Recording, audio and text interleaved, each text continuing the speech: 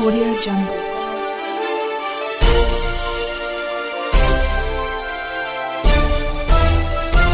Audio Jungle. जगामध्ये पहिल्यांदा लोकशाही गणतंत्राचा विचार देणारा महामानव, जगामध्ये पहिल्यांदा अहिंसेचा विचार देणारा महामानव, जगामध्ये पहिल्यांदा स्वातंत्र्य, समता, न्याय आणि बंधुतेचा विचार देणारा महामानव अर्थात भगवान गौतम बुद्ध. बुद्धांच्या नंतर ज्या ज्या सकल संतांनी आपल्या वाणीतून विचारातून बुद्ध माणसापर्यंत पोहोचवला असे सर्व संत, नाचो कीर्तनाचे रवी ज्ञानदीप लावू जग असा विचार देणारे संत नामदेव महाराज, महाराष्ट्रातल्या माणसांची मनोनिंदवानी मनगट घडवणारे संत तुकोबाराय, जगामध्ये पहिल्यांदा ज्या आईने आपल्या मुलाला लष्कराचं शिक्षण दिलं अशा राष्ट्रमाता राजमाता जिजाबाई साहेब, ज्यांनी या महाराष्ट्राला इतिहासच नव्हे ज्यांनी भूगोल देखील दिला असे छत्रपती शिवराय, शिवरायांच्या विचारांचे वंशज आणि या देशातील तमाम बहुजनाच्या आरक्षणाचे उद्धारकर्ते राजर्षी शाहू महाराज, ज्यांनी कधीही वर्गाची पायरी चढली नाही परंतु या महाराष्ट्राचं चालतं बोलतं विद्यापीठ ठरलेले राष्ट्रसंत गाडगे बाबा, ज्यांनी क्रांतीची सुरुवात आपल्या विचारातून केली, क्रांतीची सुरुवात आपल्या घरातून केली आणि क्रांतीला नाव अर्थ दिला असे क्रांतीसूर्य महात्मा ज्योतिबा फुले, या देशात बाईची जात कांद्याची पात मारलीला पडली सांगाडात, बाईला अक्कल नसते असले धर्मग्रंथ सांगत असताना असल्या धर्मग्रंथांवर तिने पहिल्यांदा लात मारली आणि या देशातील तमाम बहुजनांच्या लेकी बाळीच्या हातामध्ये पहिली पाटी पेन्सिल दिली अशा स्त्री शिक्षणाच्या आद्यजननी सावित्रीबाई फुले. आणि या सर्वांचा विचार, शोषणाचा विचार आणि शोषणातून बाहेर पडण्याचा विचार आपल्या साहित्यातून ज्यांनी दिला ते साहित्यरत्न अण्णाभाऊ साठे. आणि बुद्धापासून तर अण्णाभाऊ पर्यंत हा सगळ्या संतांचा, विचारवंतांचा विचार या देशातल्या पवित्र ग्रंथामध्ये ज्यांनी निर्माण करून दिला. या देशातला पवित्र ग्रंथ म्हणजे या देशाचं संविधान, 395 कलमाचं संविधान लिहिणारे महामानव डॉक्टर बाबासाहेब आंबेडकर, या सर्व महामानवांना मी विनम्र अभिवादन करतो. खरं तर या कार्यक्रमाचा मी वक्ता होतो परंतु इथे आल्याच्या नंतर मलाही थोडंसं आश्चर्य वाटलं की माझ्या वडिलकीच्या वयाचे असणारे आणि माझ्यापेक्षा सगळ्यात बाबतीत ज्येष्ठ असणारे, श्रेष्ठ असणारे सबनीस सर, त्यांच्यापुढे मला अध्यक्ष व्हावं लागलं. हा मी माझ्या दृष्टिकोनातून माझा काय म्हणून मला ते कळत नाही परंतु मी खूप हे आहे म्हणजे ओशाळलोय. थोडक्यात सर मी थोडासा ओशाळलोय कारण सूर्य आणि काजवा हा फार मोठा फरक मला माहित आहे. तरी आपण मला शेजारी बसवलं, समजून घेतलं ही माझ्या दृष्टिकोनातून अत्यंत महत्वाची गोष्ट आहे. म्हणून सरांना विशेष मी धन्यवाद देतो. विशेषतः आजच्या कार्यक्रमासाठी उपस्थित असणारे हरिभक्त परायण मोरे गुरुजी, त्याचप्रमाणे ज्यांना मी गेले 15, 16, 20 वर्षापासून मी पाहतो असे रमेश चिमुरकर साहेब, त्यानंतर बाबा भारती प्रतिष्ठानचे संस्थापक अध्यक्ष माननीय महेंद्र भारती, डॉक्टर भोसले सर, नायर साहेब, अनिताताई बिराजदार, पाटीलताई आणि आढाव साहेब, आपणा सर्वांना वयोमानाप्रमाणे जय भीम, नमस्कार. सरांनी अत्यंत संशोधन भाषण आजलं झालं. सरांचं भाषण हे संशोधन भाषण होतं. मला अजूनही वाटत होतं सरांचं ऐकत राहावं तर ते कधी कधी त्यांना माहित नसतं, ते इतके डीप मध्ये जातात आणि नेमकी आम्हाला ती पुंजी मिळते की सर खूप डीप मध्ये गेले. बरं झालं आम्ही त्यावेळेला आणखी टाळ्या वाजवून सरांना प्रोत्साहन देतो की अजून गेले पाहिजे, म्हणजे आमचा स्वार्थ आहे त्याच्यामध्ये. आणि म्हणून सरांना मी फार धन्यवाद देतो. या कार्यक्रमाचे संयोजक यशवंतराव गायकवाड, त्यांची सर्व टीम, यांना धन्यवाद दिल्याशिवाय मला पुढे जाता येणार नाही. तुम्हाला माहित आहे की नाही माहित नाही, परंतु हा कार्यक्रम जेव्हा फ्रेम होत होता, कार्यक्रम हा तयार होत होता, त्यावेळेला माझा सहकारी किशोर गवळी यांनी मला सांगितलं की असा असा कार्यक्रम आहे, संविधानाच्या संदर्भात जागर सुरू करायचा आहे आणि उद्घाटनाच्या कार्यक्रमाला त्याचं मूळ भाषण तुम्ही करावं अशी इच्छा आहे. म्हणलं कोण आहे संयोजक, कोण आहे? त्यांनी गायकवाडाचं नाव सांगितलं. गायकवाड माझ्याशी बोलले. 15-20 वर्षापूर्वी त्यांच्या एका केडरला मी मार्गदर्शन केलं होतं जिजामाता हॉलमध्ये. त्यांनी त्याचा संदर्भ दिला आणि नंतर मला सांगितलं की कार्यक्रमाला यांना बोलवलं, यांना बोलवलं, यांना बोलवलं, यांना बोलवलंय. आणि त्याच्यामध्ये एक नाव जरा वेगळंच होतं. नाव सांगत नाही आता ते. एक नाव जरा वेगळं होतं. वेगळं असल्यामुळे मी किशोरला डायरेक्ट सांगितलं, तिथं असा जर माणूस असेल तर मी त्या कार्यक्रमाला येणार नाही. कारण माझी सगळी चळवळ ही मानव कल्याणाशी निगडीत आहे. माझी चळवळ विध्वंसाची नाही, माझी चळवळ विषमतेची नाही, माझी चळवळ अमानवीपणाची नाही, तर माझ्या चळवळीला महामानवांच्या विचाराचा एक मार्ग आहे आणि मी तेच मार्गाने जाईल. त्या किशोरने मला विचारलं, नेमकं त्या माणसामध्ये काय गडबड आहे? माऊली महाराज, मी त्यांना ते सांगितलं की नेमका तो माणूस कोण आहे. ते सांगितल्याच्या नंतर त्यांनाही दम नाही पडला. त्यांनी लगेच त्याला गाठलं आणि त्यांना सांगितलं, तुम्ही अशा का? तो म्हणलं हो, मी तसं आहे म्हणलं. तर ते डायरेक्ट म्हणाले, नाही हो, मी एक कट्टर आंबेडकरवादी आहे, मी आंबेडकरवादी आहे, मी समतावादी आहे, मी देशप्रेमी आहे. त्यामुळे तुमचं देश विघातक कृत्य त्या स्टेजवर पचणार नाही, म्हणून तुम्ही कार्यक्रमाला येऊ नका. खरं तर यशवंतराव, मी तुमच्या त्या काळजाच्या भाषेला धन्यवाद देतो. कारण तुम्ही एखाद्याला अध्यक्ष म्हणून बोलवलं आणि त्याला तोंडावर सांगत आहात की नाही, माझ्या कार्यक्रमाचे अध्यक्ष होण्यास तुम्ही लायक नाही. हा स्पष्टपणा केव्हा येतो? जेव्हा एखादा कार्यकर्ता घासून पुसून तयार होतो, तर्काला आणि सत्यतेला गवसणी घालून ते माहीत असणारा कार्यकर्ता येऊ शकतो. म्हणून पहिल्यांदा जो माणूस तुम्ही नाकारला त्याच्याबद्दल मी तुम्हाला सॅल्यूट करतो. आणि सगळ्यांना सत्य म्हणणं हा आपला भाग आहे. आणि अशा रीतीने हा कार्यक्रम फ्रेम झाला.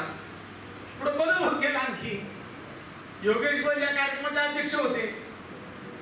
इथं आल्यावर मला परत झालं या कार्यक्रमाचा मी अध्यक्ष. एकूणच हा कार्यक्रम असा माझ्या दृष्टिकोनातनं खालीवर झोके घेत शेवटी अध्यक्ष पद माझ्यापर्यंत आलं आणि मी सरांपुढे ओशाळलो. हे परत शब्द वापरतो.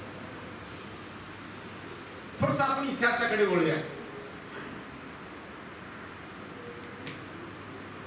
सरांनी जे जे मुद्दे मांडलेले आहेत त्या मुद्द्याशी मी अत्यंत सहमत आहे. सरांच्या एवढ्या डीप मध्ये मी जाणार नाही, कारण यशवंतरावांची भूमिका, यशवंतरावांची माझ्याबद्दलची जी अपेक्षा आहे ती मी व्यक्त करणार आहे. त्यांनी मला जे सांगितलं की सर हे बोला, हे बोला, हे बोला, हे बोला, मला एवढं होणार नाही, पण निदान देता येण्यासारखं आपण जरूर देऊया. आणि सबनी सरांपुढे आगाऊपणा करणं हे त्यावर आणखी वेळेपणा करेल, म्हणून आगाऊपणा न करता मी काही गोष्टी आपल्यापुढे निश्चित मांडत आहे. खरं तर संत साहित्याच्या संदर्भात महाराजांनी अगोदर सुरुवात केली होती. कदाचित तुम्हाला सर्वांना माहित आहे की नाही मला माहित नाही, परंतु 30 वर्षापूर्वी माऊली महाराज 30 वर्षापूर्वी नवा काळला संत तुकोबावरती माझा लेख होता. 30 वर्ष झाले त्याला. आणि त्याचं टायटलच जरा विचार करण्यासारखं होतं. जगातला पहिला बंडखोर आणि सत्याग्रही कवी संत तुकोबा. बंडखोर आणि सत्याग्रही कवी असा शब्दप्रयोग मी केला होता. त्यावेळेला मला काही अपरिपक्व लोकांनी थोड्याशा व्हेज शिव्या पण दिल्या होत्या. शिव्या सुद्धा व्हेज आणि नॉन व्हेज असतात हे लक्षात घ्या. पण त्यावेळेला मला व्हेज शिव्या मिळाल्या तर मला आनंद वाटला की ठीक आहे बरं व्हेज दिल्या काय हरकत नाही. पण मी त्यांच्यापर्यंत पोहोचलो, माझा तुकोबा तिथे पोहोचला, एवढं मला बरं वाटलं. बाबासाहेब मूक नायकामध्ये जे लिहितात, मूक नायकच्या टायटल खाली बाबासाहेब लिहितात तुकोबाचा अभंग आहे. बाबासाहेब असं लिहितात, आम्हा घरी धन शब्दाची चलत नाही, शब्दाशीच शस्त्र यत्न करू. शब्दचे आमच्या जीवीचे जीवन, शब्द धन वाटू जन लोका. मी बाबासाहेबांना त्याच्यामुळे नमन करतो, कारण मी ज्या व्यवस्थेतून आलोय, मी ज्या समाजातून आलोय, सबनीस सरांनी त्या समाजाचं थोडंसं वर्णन निश्चित केले त्यांच्या भाषेमध्ये. शूद्र पूर्वी कोण होते आणि ते शूद्र कसे झाले, याच्यामध्ये बाबासाहेब ज्या पद्धतीने मांडणी करतात, ती मांडणी काळजाचा ठोका चुकवणारी आहे. बाबासाहेब आंबेडकरांची ती यातना जी आहे, ही मला संत तुकोबाच्या साहित्यामध्ये भेटलेली आहे. अर्थाविन पाठांतर कासे करावे, व्यर्थची मारावे घोकुनिया. आणि आतापर्यंत धर्माच्या बाबतीत नेमकं घोकमपट्टी झाली. हरिमुखे म्हणा पुण्याची गणना कोण करी, हे सगळं झालं सुद्धा त्याचा अर्थ कळाला नाही. आणि तुकोबाला ती अपेक्षा होती की माणसाला त्याच्या धर्माचा नुसताच वाचन नाही तर त्याच्या धर्माचा अर्थ कळाला पाहिजे, म्हणून तुकोबा अर्थावर जास्त भर देत आहे. तुकोबा बंडखोर पण आहे, प्रचंड बंडखोर आहे. वेदात जातो अर्थामाशीचा ठावा, ए रांगे भार भावा माता, तुकोबा असंही म्हणतात. भले तरी देऊ, तिथं लक्षात घ्या बरं, भले तरी देऊ काशीची लंगोटी, नाठाळाची माती हाणू काठी. तिथे काशीची शब्द नाही तर हे लक्षात घ्या. सबनीस सरांना माहिती, तिथे काशीची हा शब्द हा नंतर टाकला आपण. भले तरी देऊ लंगोटी, तो शब्द इथे वापरत नाही. पण तुकोबा फार जहाल आहे, इतके जहाल आहे. तुकोबाच्या जहालपणाची मी कदर करतो. खरं तर माझा तुकोबा इथल्या वारकऱ्यांना, टाळकऱ्यांना, धाडकऱ्यांना, माळकऱ्यांना, चाळकऱ्यांना जर कळाले असते तर कदाचित हिंदू धर्माला एवढं हिडीस स्वरूप आलं नसतं. ओरडून तुकोबा सांगताय, विष्णुमय जग वैष्णवाचा धर्म, भेदाभेद भ्रम अमंगळ. म्हणजे भेदाभेद पाळणं हे अमंगळ आहे. हे तुकोबा केव्हा सांगतात? 16व्या काळात, छत्रपती शिवरायांच्या काळामध्ये. शिवरायांनी जेव्हा त्यांना नजराणा पाठवला, तुकोबाला दागिने पाठवले, कपडे पाठवले, धान्य पाठवलं, त्यावेळेला जेव्हा तुकोबा घरी आले, घरी आल्याबरोबर आवडीने दागिने घातले होते, नारायणी दागिने घातले होते, पूर्णी दागिने घातले होते, नवे कपडे घातले होते. तुकोबाने विचारले हे कोणी दिले?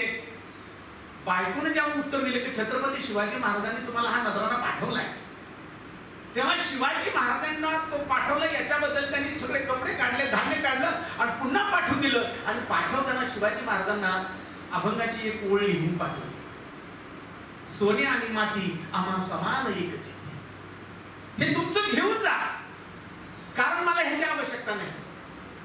असा तुकोबा बाबासाहेब आंबेडकरांना का भावला? मग तुकोबा तर हिंदू धर्मी आहे,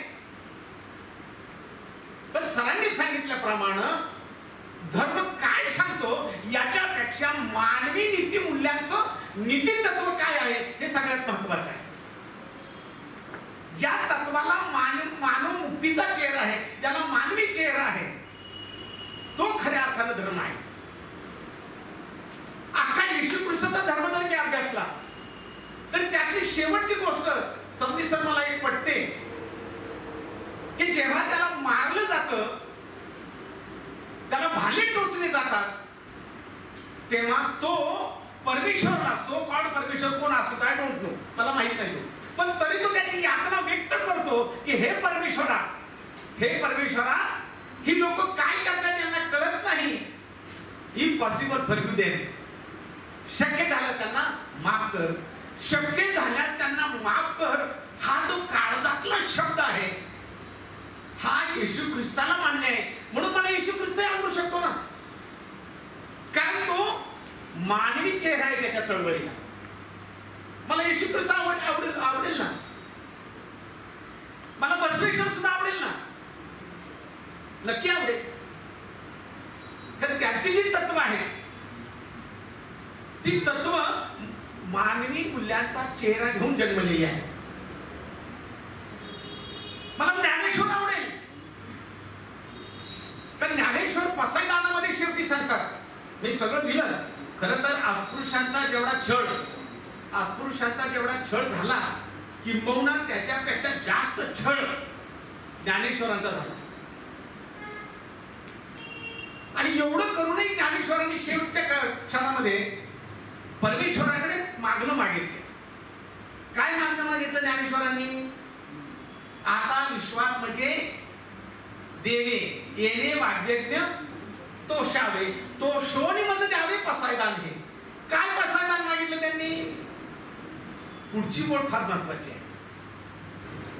त्या ओळीत ज्ञानेश्वर असं लिहित आहे, जे खळांची व्यंकटी सांडो तया सत्कर्मी रती वाढो, भूता परस्परे पडो मैत्र जीवाची. ज्ञानदेवाचा हा विचार मला लोक कल्याणकारी वाटतो. मला ज्ञानदेव कुठला, म्हणजे मला तो भिंत चालवलेला माहित नाही. त्याने भिंत चालवली, चांगदेव वाघावर आला वगैरे वगैरे, याच्याबद्दल मी अनाकलनीय आहे. त्यांनी स्वीकारली किंवा नाही स्वीकारलं तो भाग वेगळा.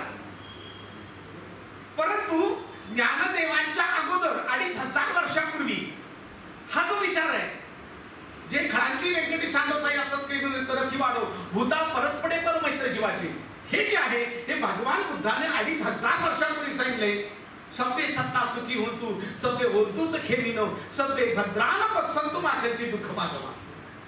म्हणजे ज्ञानदेवांच्या अगोदर 2500 वर्ष मानवी कल्याणाचा चेहरा घेऊन आपला विचार परावर्तित करणारे भगवान गौतम बुद्ध यांचा धर्म कोणता आहे मला तेही मान्य होईल किंवा नाही हा प्रश्न वेगळा आहे. परंतु त्यांची तत्व ही मानवी कल्याणाला स्वरूप देणारे, रूप देणारे, मला ते मान्य आहे.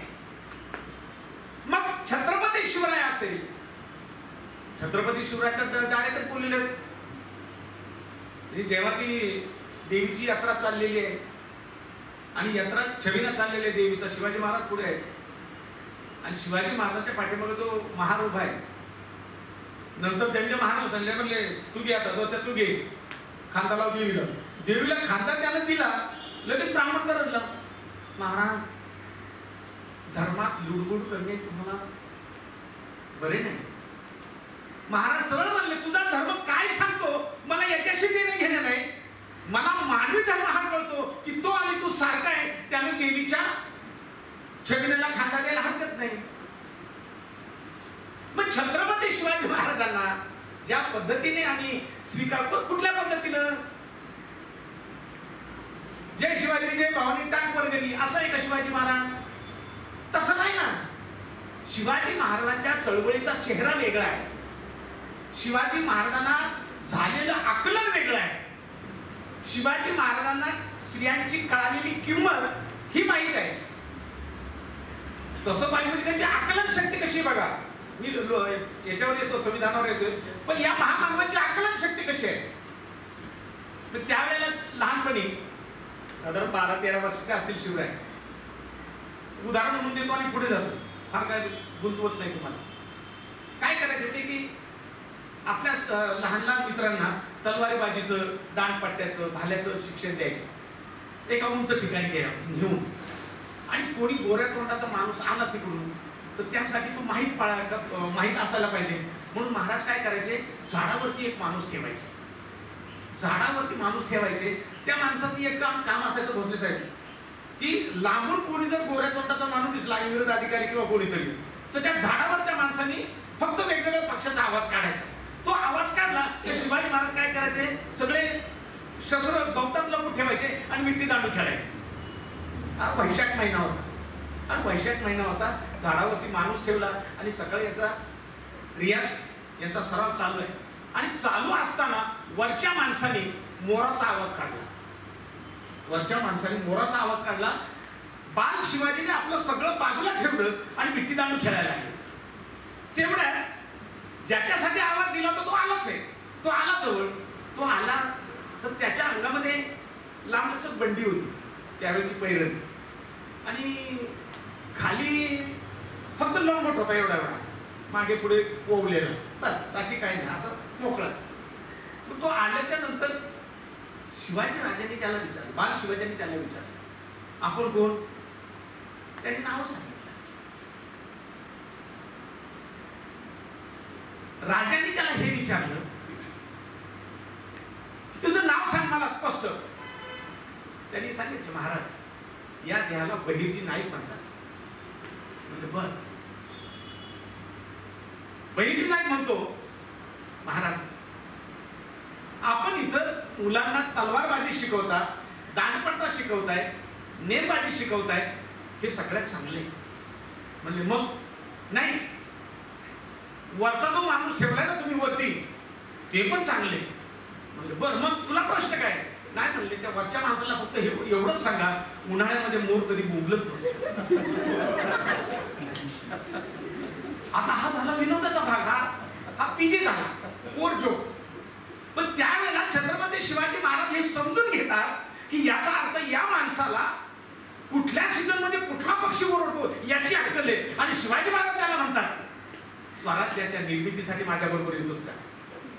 तू म्हणतो मला काय स्वराज्य माहित नाही बाबा, कशाचं म्हणतात, कसं खातात हे मला माहित नाही. म्हणजे तू काय काम करतो? काय नाही म्हणलं, दिवसभर फक्त पाखरं मारतो, आदिवासी पाखरं मारतो, भाजून खातो, संध्याकाळी जास्त मला उरलेले घरी घेतो, लेकर खातात. म्हणजे स्वराज्यामध्ये येतोस का तू? नाही, आपल्याला काय माहित नाही, ते अंगाला कपडे नीट का, मला काय स्वराज्याचं करायचं नाही. म्हणले तू फार कामाचा माणूस आहेस. आपण काय कामाचं आहे, अक्कल नाही आपल्याला, खायची नीट अक्कल नाही आम्हाला, आम्ही काय काम करणार नाही. म्हणजे महाराज म्हणले नाही, तू ये. लक्षात घ्या, तो आदिवासी माणूस छत्रपती शिवरायांनी बळे बळे बळे बळे त्याला मावळा बनवला. आणि त्याने त्याची कारकिर्दी एवढी दाखवली की छत्रपती शिवरायांच्या त्या राजवटीमध्ये तो बहिर्जी नाईक गुप्तहेर खात्याचा प्रमुख झाला. म्हणजे आजच्या शिव्याई खात्याचा प्रमुख. विचार करा तुम्ही, छत्रपती शिवरायांची गुणग्राहकता कशी होती याच्याशी मी एकरूप राहील. मला छत्रपती तिथे आवडतात आणि म्हणून कबीर मला त्याच्यामुळे आवडतो की जाती न पूछो साधू की पूछ लीजिए ज्ञान, मोल करो तलवार का पडे रहने दो मैं. औरंगजेबाची तलवार प्रसंगी सोन्याच्या म्यानात असेल, पण 27 वर्ष त्याला इथे माती खाल्ल्याशिवाय काही विलाज नव्हता. माझ्या छत्रपती शिवरायांची तलवार प्रसंगी उघडी नागडी असेल, पण त्यांना पराभव माहित नाही, आपल्याला तलवारीला ठेवावे लागेल. म्हणून छत्रपती शिवरायांची नीती म्हणा, बुद्धाची नीती म्हणा, तुकोबाची नीती म्हणा, नामदेवांची नीती म्हणा, नाचू कीर्तनाचे रंगी ज्ञानदीप लावू जगी. आम्ही कीर्तनात नाचू, पण ज्ञानाचा दीप लोकांपुढे पण नेणार आहे. हा जो विचार आहे, या सगळ्या विचाराला मानवी मूल्यांचा चेहरा आहे. आणि म्हणून संतांना, सरांनी सांगितलं ते बरोबर, की संतांना खरंच जात नसते. संतांना खरंच जात नसते. ज्याला जात असते तो संत नसतो.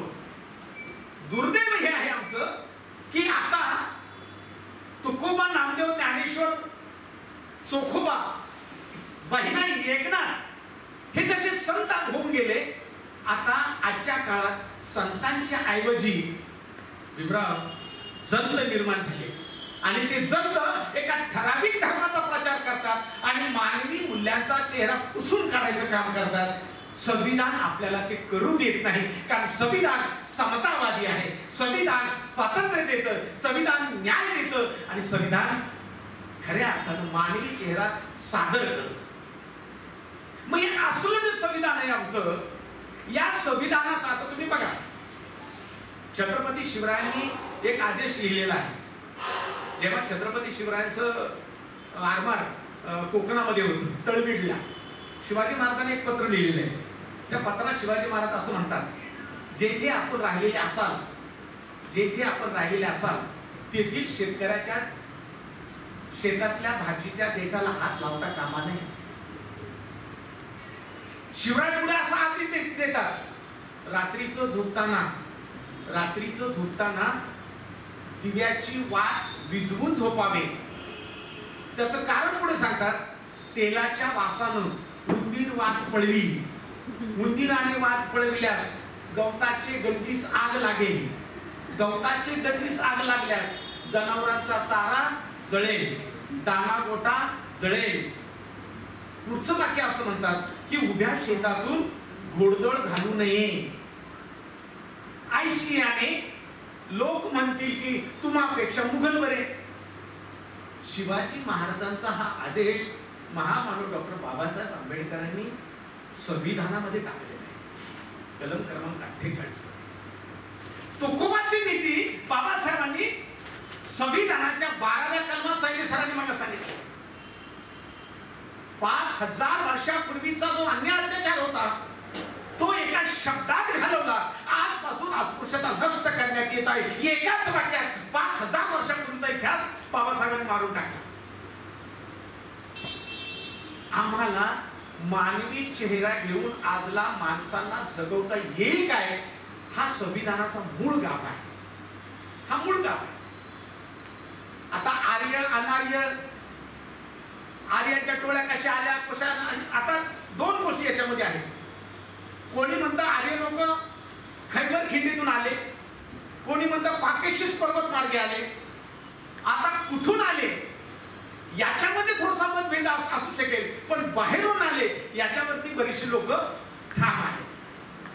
कारण फुले सुद्धा ते सांगतात, फुले सुद्धा अखंडमध्ये ते सांगतात. आणि छत्रपती शिवरायांचा पोवाडा हा फुल्यांनी ज्या पद्धतीने लिहिलेला आहे, छत्रपती शिवरायांचा चेहरा महात्मा ज्योतिबा फुल्यांनी जो सादर केलेला आहे, पूत शूद्राचा. कोणाचा पूत म्हटले? पूत शूद्राचा असा शब्द प्रयोग केलेला आहे त्यांनी. मग शूद्र कोण? तर आजच्या ढोबळ मानाने जर बोलायचं ठरलं तर आर्य सोडून सगळे शूद्रच ना मग. कारण मनुस्मृतीच्या ग्रंथामध्ये भार्गवाने हे लिहिलंय की ब्राह्मण सोडून सगळे शूद्र आहेत. याचं उदाहरण 2022 ला तुम्हाला आलं असेल. 10 मे 2022 ला मी जबाबदारीने बोलतो. 10 मे 2022 ला कोल्हापूरच्या शाहू महाराजांना तुळजाभवानीच्या मंदिरात जाऊ दिलं नाही. आजपासून बरोबर 100 वर्षापूर्वी मराठ्यांना मंदिरामध्ये प्रवेश नव्हता. हा एक अभ्यासाचा भाग आहे माझ्या. कितपत सत्य असं त्या नंतर तुम्ही संशोधन करा. पण याचा अर्थ त्याच्यापेक्षा वेगळं सांगतो परत की छत्रपती शिवाजी महाराजांच्या राज्याभिषेकाला नकार का दिला? तो शूद्राचा आहे म्हणून. कोणाला शूद्र म्हटलं गेलं? बाबासाहेबांची शूद्रांची व्याख्या वेगळी आहे, छत्रपती शिवरायांची शूद्राची व्याख्या वेगळी आहे, ज्ञानदेवांची आणखी वेगळी आहे, नामदेवांची वेगळी आहे, तुकोबांची वेगळी आहे, शाहू महाराजांची वेगळी आहे. परंतु त्याच्या पाठीमागे असणाऱ्या दुःखाची भावना जी आहे ही भावना समान आहे.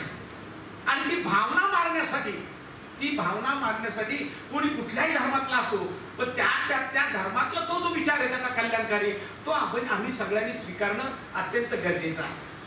त्याचं कारण हे आहे की जर मी धर्मात माझा धर्म श्रेष्ठ असं जर मी म्हणालो तर कदाचित समोरच्याला ते आवडणार नाही. आणि समोरच्याला जर आवडलं नाही तर माझ्या धर्माचा अर्थ काय आहे तर तो चुकेल. आणि म्हणून आजला ही भूमिका आपल्याला घ्यावी लागणार आहे. आजला आपल्याला सगळ्यांना लक्षात घ्या, आजला आता दोन गोष्टी या ठिकाणी आहेत. एका बाजूला स्वातंत्र्य, समता, न्याय आणि बंधुत्व याला नाकारणारा मोठा वर्ग आहे. स्वातंत्र्य, समता, बंधुत्व याला नाकारणारा मोठा वर्ग आहे. आणि एका बाजूला पूर्वीचे शोषित होते, आता शोषितांची संख्या तेवढीच वाढलेली आहे. आणि शोषितांची संख्या जातीत नाही, आता ती सगळ्या जातीत आता शोषली जाते. म्हणजे कुठल्या जातीच्या माणसाचं आता शोषण होत नाही हे मला सांगून द्यावं, असं कधीच नाही. आता शोषित असणाऱ्या माणसांनी शोषित असणाऱ्या माणसांनी आजला एकत्रितपणे समतेसाठी, संविधानासाठी आणि संविधानाच्या विचाराचं परिवर्तनात्मक विचार करण्यासाठी आपल्याला पुन्हा वैचारिक पातळीवर एकत्र येणं गरजेचं आहे. इथे अगदी सरळ मोहम जरी सांगितलं तरी संतांना आपण जात नाही असं म्हणतो, एका बाजूला संतांना जात नाही असं म्हणतो, पण इथल्या व्यवस्थेने संतांना जाती लावल्या.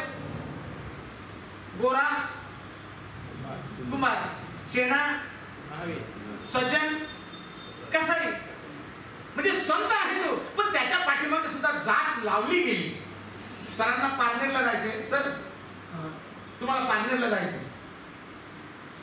सरांचा मुलगा, म्हणजे मी पारनेरचा आहे, आमच्या तिकडे सरांचा मुलगा जज आहे आता आमच्या तिथल्या कोर्टात. सरांना पारनेर जायचं, सर प्लीज यशवंतराव त्यांना हे करा.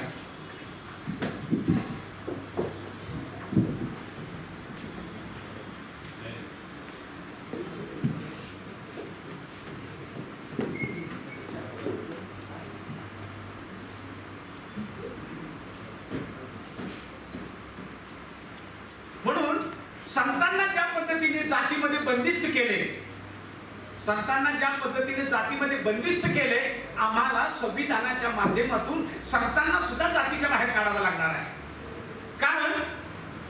कारण इथे संत सुद्धा आता, म्हणजे आता जे बेईमान संत निर्माण झाले, बेईमान बघा, धर्म काय करू शकतो, जबाबदारीने बोलतोय. जवळ सर जवळ नाही म्हटलं तरी 382 लग्न झालेल्या बायांशी, त्यांच्या शिलाशी खेळणारा 382 आणि जवळ 70 लग्न न झालेल्या मुलींच्या शिलाशी खेळणारा या देशात संत पदाला पोहोचला. त्याला धर्म काही करू शकत नाही, लक्षात घ्या. त्याला धर्म काही करत नाही. त्याला संविधानाने अटक केलं आणि आता तो जेलमध्ये आहे. आपल्याला समतेची ताकद कळाली पाहिजे. धर्माने काय केलं की त्याला काहीच नाही केलं. आता नाव नाही सांगत, पण त्याला धर्माने काय केलं का, काहीच नाही. धर्म त्याला मुभा देतो. धर्म वाईट गोष्टीला परवानगी देतो. धर्म असं म्हणतो, म्हणजे साहित्यामध्ये अशी व्याख्या केलेली की स्त्रीला पदर दिलाय तो लाजेनं लाज झाकण्यासाठी, बरं का. स्त्रीला तोंड दिले ते तोंडून मापून बोलण्यासाठी. पुरुषाची कामवाशी नजर आणि स्त्रीचा खांद्यावरील पदर कधी ढळता कामा नये, कारण त्या पदरातच लपलेलं असतं सासूचं लौकिक आणि माहेरचं नाव. हे दारू घेऊन लिहिलेले त्या लोकांनी, जुन्या साहित्यिकांनी दारू घेऊन लिहिले त्या. म्हणजे आमचा टोनगा नवरा हा 17 ठिकाणी मोकळून आला तरी चालेल, पण बाईकडनं थोडं तरी चुकलं, म्हणजे समजा ती आता बाजारात गेली, जाता जाता नवऱ्याला म्हणते आपण असतो संध्याकाळी कांदे नाही, कांदे घेऊन जाऊ. म्हणून नवरा गाडीजवळ उभा राहतो आणि ती कांदे घेते. आता कांदे घेताना समजा तो माणूस म्हणाला की ताई आज सुट्टे पैसे नाही, उद्या देऊ का, किंवा ही म्हणते काय, मी त्याच्यात थोडासा उशीर लागतो, हा लगेच लगेच खोकतो, उशीर का लागतो म्हणून. मग एवढं हा जो प्रकार आहे हा अन्यायकारक प्रकार आहे आणि समतेला तो मान्य नाही. तर समतेला मान्य नाही, कारण इथे प्रत्येक व्यक्ती तिला तिचं स्वातंत्र्य आहे, तिला तिचं अस्तित्व आहे, तिला तिचं व्यक्तिमत्व आहे. पण इथल्या धर्माने धर्माच्या नावाखाली इथल्या धर्माने हे ठरवून ठेवले की बाई ही नवऱ्यापेक्षा किमान 5 ते 7 वर्षांनी छोटी पाहिजे. याच्या पाठीमागे सुद्धा पुरुष वर्चस्व बरं. म्हणजे हा टोनगा तरुणपणात त्यांनी माझ्या मारलीच पाहिजे. त्याच्यात जेव्हा तो म्हातारा होईल ती जरा जास्त व्यवस्थित आहे ना, वयाने कमी येते, म्हणजे मरेपर्यंत याची सेवा तिने करायची. याच्या तोंडात पाणी शेवटी तिने ओतायचं आणि शेवटी ती विधवा म्हणून मरून जायची. याच्या पाठीमागे सुद्धा धर्म आहे. हा धर्म आहे. आम्हाला धर्माला कुठे